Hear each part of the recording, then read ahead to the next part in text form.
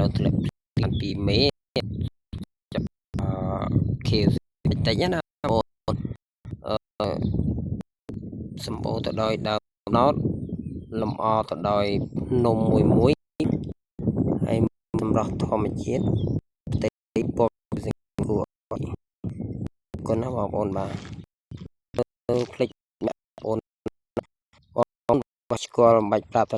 ណាបងបាទព្រោះនេះជាតសញ្ញាណមានបងប្អូនជាជនជាច្រើនក៏បានស្គាល់ថាដើមហ្នឹងគឺនៅខេត្តណាបាត់ហើយបាទអញ្ចឹងខ្ញុំបានបាច់រៀបរាប់ប្រាប់បងប្អូនទៀតទេណាបងប្អូនបាទហើយនេះខ្ញុំក៏ណាធ្វើវីដេអូនេះ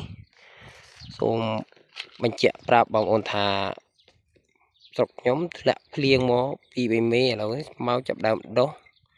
ខៀវស្ងាត់តិចទៅហើយបងប្អូនបាទបាំងតែមួយខែនឹងទៀតគឺភ្លៀងមកមែនតែនស្មៅដុះជាកសិករចាប់ដើមជួរដីដើម្បីធ្វើស្រែបាទអញ្ចឹងអ្នកស្រុកស្រែអត់មានអីជាងប៉ុណ្្នឹងឯងបងប្អូនមានអីជាងធ្លាក់ភ្លៀងមកគឺធ្វើស្រែបាទ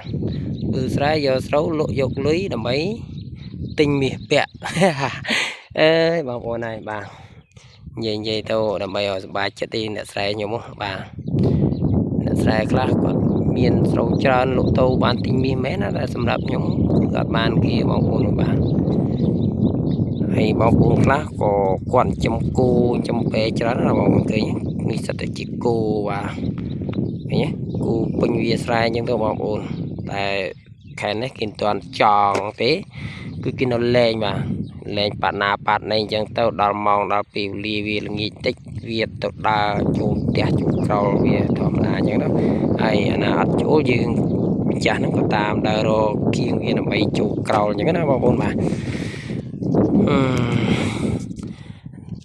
បាទវីដេអូមានតែប៉ុណ្្នឹងបងប្អូនបាយទឹកលា